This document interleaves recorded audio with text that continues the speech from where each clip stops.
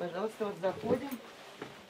И у нас также такая же температура здесь, как на улице, также и дома. Наступил ноябрь, и в их доме стало еще холоднее. Надежда Ипатова теперь ходит только в верхней одежде и всякий раз с ужасом ждет прогноза синоптиков, не будет ли ветра. Стена вот эта прям вся, вот качается, мы укрепили ее более-менее.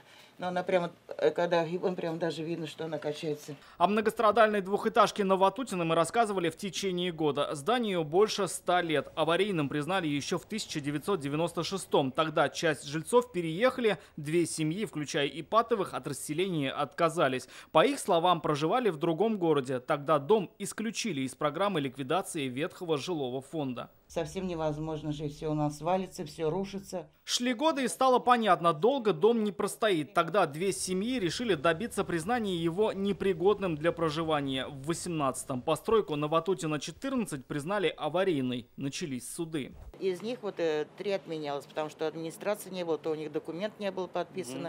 Из-за того, что программа расселения была рассчитана на дома, признанными аварийными до 2017-го, переезд для этих семей затянулся бы до 2025 года. Тогда началась бы новая программа. Жильцы снова пошли в суд. Их поддержала прокуратура Казани. Дело выиграли. Надеемся, что вопрос все-таки должен решиться положить, что все-таки мы получим квартиру благоустроенную с удобствами. Вот на старости лет мне, конечно, хотелось бы и в ванной посидеть, помыться, и воду не таскать, и в туалет туда не ходить. Однако, как объяснил адвокат, город не обязан предоставлять именно квартиры. По закону жильцы имеют право рассчитывать на финансовую компенсацию, которая равна рыночной стоимости их жилья.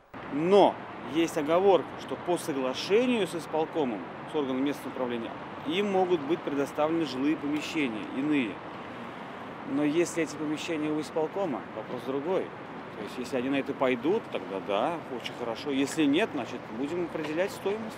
Теперь жители надеются, что хотя бы на старости лет они смогут начать жить по-человечески. Тем более на это у них есть полное право. Их сторону принял суд. Однако право есть у исполкома. Они могут обжаловать это решение. Как нам заявили в исполкоме города, пока решение к ним не поступало. На это дается 5 дней с момента его вынесения. И в отношении дома номер 14 действуют существующие правила с одним «но». Расселение планируют начать раньше. Дом не вошел в муниципальную программу по переселению граждан из аварийного жилищного фонда Казани, стартовавшую в 2019 году.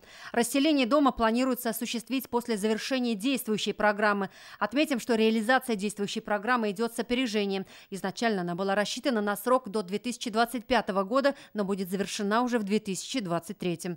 Сейчас жителям предстоит дождаться, когда документ поступит в исполком и пройдет 30 дней. Тогда здесь приступят к решению жилищного вопроса. Впереди зима, на счету каждые сутки.